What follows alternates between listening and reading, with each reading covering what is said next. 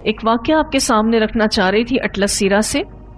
یہ اٹلس سیرہ سے صفحہ نمبر 162 سے میں پڑھ رہی ہوں. مسجد نبوی کی تعمیر میں ریاض الجنہ اور رسول اللہ صلی اللہ علیہ وسلم کے روضہ کے مینار وہی پرانے تھے، جبکہ پوری مسجد نبوی کی تعمیر نئے طرز پر ہو چکی تھی.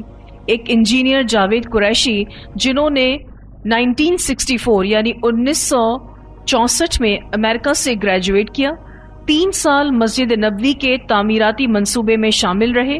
انہوں نے بتایا کہ ہمارے منصوبے میں روضہ رسول صلی اللہ علیہ وسلم کی نئی تعمیر شامل تھی، جبکہ ہم نے پرانی تعمیر کے لیے کرینیں پہنچائی تو وہ ان میناروں کو نہ گرا سکیں.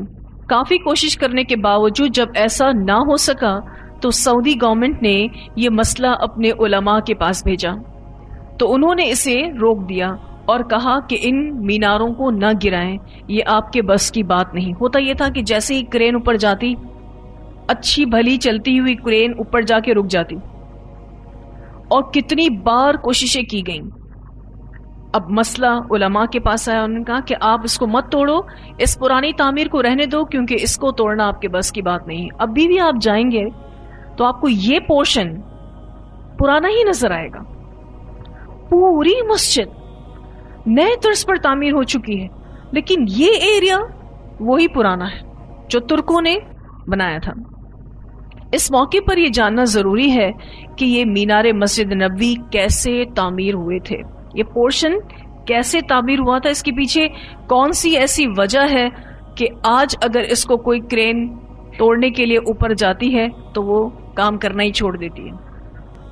عثمانی ترکوں نے 13ویں صدی میں مسجد نبوی میں جو توسیع کروائی، اس کی تفصیل حد درجہ ایمان افروز ہے.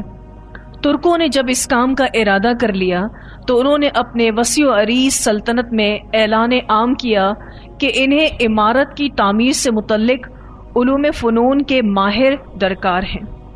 اعلان کرنے کی دیر تھی کہ سنگ تراش، نقش نگار، خطاط، رنگ ساز، شیشہ ساز نے خدمات پیش کی. ترک حکمرانوں نے اپنے تمام اہلکار سفیروں کو ہدایت دی کہ تمام ماہرین اور ان کے خاندان کو پورے سفر کی ہر سہولت باہم پہنچائی جائے اور قسطنطنیہ کے باہر ایک شہر بسایا جائے. ترکی میں ہی ایک شہر قسطنطنیہ ہے، اس کے باہر ایک اور شہر بسایا جائے اور وہاں اطراف عالم سے آنے والے قافلے میں سے ہر شعبے کے ماہرین کو الگ الگ علاقے میں بسایا جائے. اس سارے عمل میں کئی سال لگے، یعنی شہر بسانے میں کافی ٹائم لگا، کیونکہ سارے ایکسپرٹس کو دنیا بھر سے بلایا جا رہا تھا اور اس پرٹیکولر سٹی میں بسایا جا رہا تھا. اس کے بعد عقیدت اور حیرت کا ایک نیا باب شروع ہوا. خلیفہ وقت، جو اس وقت معلوم دنیا کا سب سے بڑا فرما روا تھا، خود نئے بسے بسائے شہر میں آیا اور ہر شعبے کے ماہر کو تاکید کی کہ اپنے ذہین ترین بچے کو اپنا فن سکھاؤ. اس ایکسپرٹ کو کیا کہا گیا کہ اپنے سب سے ذہین بچے کو اپنا فن سکھاؤ، اور اس طرح سکھاؤ کہ اس فن میں اس کو یکتا اور بے مثال کر دو، یعنی اس جیسا کوئی نہیں ہونا چاہیے، اس کو اتنا ایکسپرٹ کر دو. اس وقت میں ترک حکومت اس بچے کو قرآن حفظ کروائے گی. جس ٹائم میں اس کا باپ اس کو ماہر بنائے گا، اس ٹائم میں جو ترکی کی گورنمنٹ ہے وہ اس بچے کو حافظ القرآن بنائے گی اور شاہ سوار بنائے گی، یعنی اس کو تمام فوجی مہارت بھی دی جائے گی. دنیا کی تاریخ کا یہ عجیب و غریب منصوبہ کئی سال جاری رہا. 25 سال کے بعد نوجوانوں کی ایسی جماعت تیار ہوئی جو نہ صرف اپنے اپنے شعبے میں یکتا روزگار تھے، بلکہ ہر شخص حافظ قرآن، باعمل مسلمان اور صحت اور تندرستی کا پیکر تھا. یعنی یہ ایسی ٹیم تیار ہوئی کہ جو واقعی بے مثال تھی. یہ تعداد میں 500 کے لگ بھگ لوگ تھے. اس دوران جتنے ٹائم میں یہ ٹیم تیار ہوئی، ترکوں نے پتھروں کی نئی کانیں دریافت کی، نئے جنگلوں سے لکڑیاں کاٹی گئیں، تخت حاصل کیے گئے، شیشے بنائے گئے، اور یہ سارا سامان نبی اکرم صلی اللہ علیہ وسلم کے شہر مدینہ پہنچایا گیا. جس ٹائم میں یہ ٹیم تیار ہو رہی تھی اس ٹائم میں وہ تمام کنسٹرکشن کا سامان ریڈی کیا جا رہا تھا جو کہ مسجد نبوی میں لگنا تھا.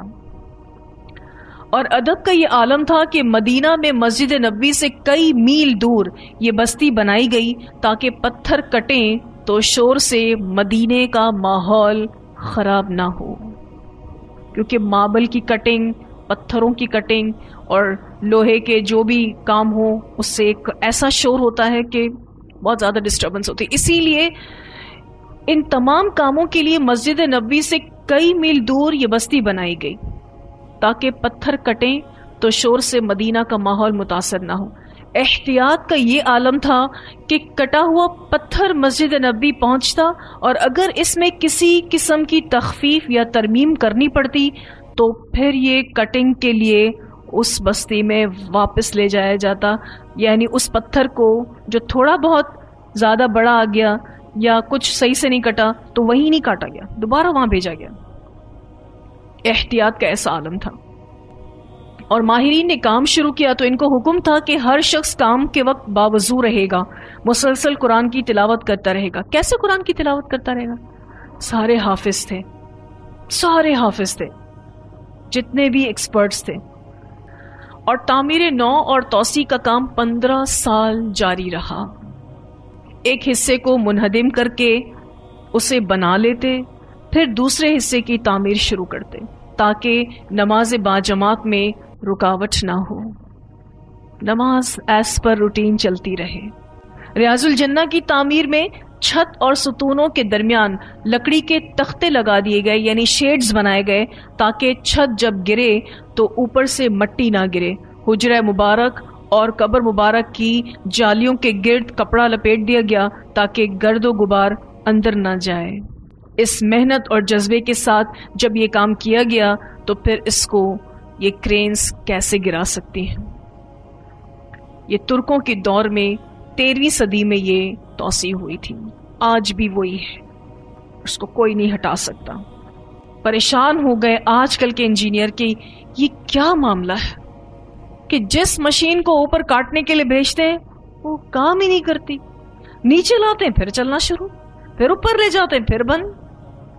تو یہ اس کی ہسٹری ہے. تو اس سے پتہ چلتا ہے کہ دین کا کام جب خالص نیت، محنت اور جذبے کے ساتھ کیا جائے تو اس کو باقی اللہ رکھتا ہے. اور جو بھی ہم دین کا کام کرتے ہیں اس کے لیے خالص نیت، محنت، جذبہ اور سچائی چاہیے. باتوں سے بات نہیں بنتی. اللہ تعالیٰ ویسے بھی باتوں سے خوش نہیں ہوتے. اللہ سبحانہ تعالیٰ کو ہمارے اندر سچائی چاہیے. آج اسی چیز کی ضرورت ہے. تو جو بھی لوگ دین کے کام کے لیے آگے بڑھیں وہ کام سچائی کے ساتھ اور کمٹمنٹ کے ساتھ کریں. سخت محنت کے عادی بنیں.